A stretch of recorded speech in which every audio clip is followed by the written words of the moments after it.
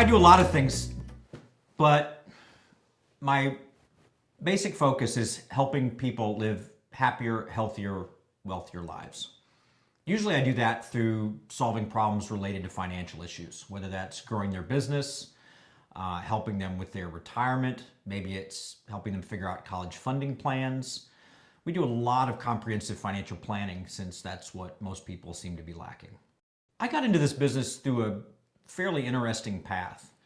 After college, I spent about 10 years running nonprofit organizations. I was the executive director, communications, development director. I served on some boards. I worked with a lot of children and families, recent immigrant kids. And what I saw was that most of their problems came from not having enough money. At the time, I was working on education and did some counseling and recreation and different kinds of educational programs.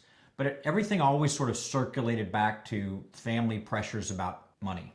About 10 years into my career, I became a business consultant, essentially. I started helping a lot of business owners figure out how to earn more money more easily, thinking that that would help solve some of their problems. And just in the last few years, as I've worked with more and more companies, I've started to notice that they need a much greater level of comprehensive financial planning. It's not enough to, buy the right real estate investment. It's not enough to make more income on your products and services. It's not enough to have the right kind of insurance or the right kind of retirement plan. You really need to look at all of those things in context together.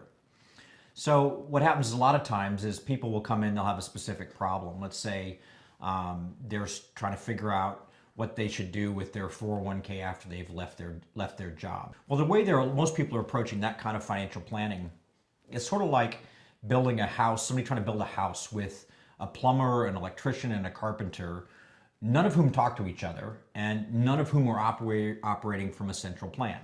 Imagine what a house would look like if a carpenter, plumber, and electrician were building it and they never talked to each other and didn't have a plan. Well, that's the way most people's financial affairs are. Their mortgage guy gives them a mortgage, the real estate guy tells them to buy a house, the annuities guy sells them some kind of policy, their insurance guy sells them some other kind of policy, the stockbrokers push the stocks at them.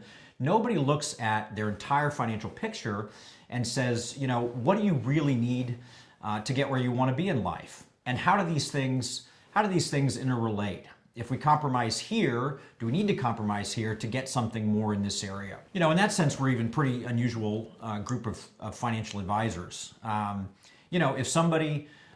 If their priority, when we look at their whole picture, is spending more money to buy a house in a better neighborhood so their kids can go to a better school rather than buying some annuity or insurance, then we tell them to do that.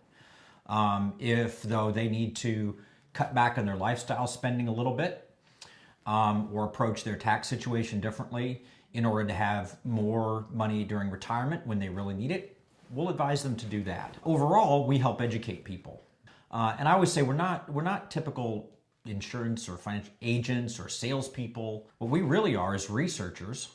We're educators, and we're planners. It's no good to have a plan if the people who you're working with haven't been educated. It's no good educating them if you're educating them on the wrong stuff because you haven't done the right kind of research to find out what's really going on.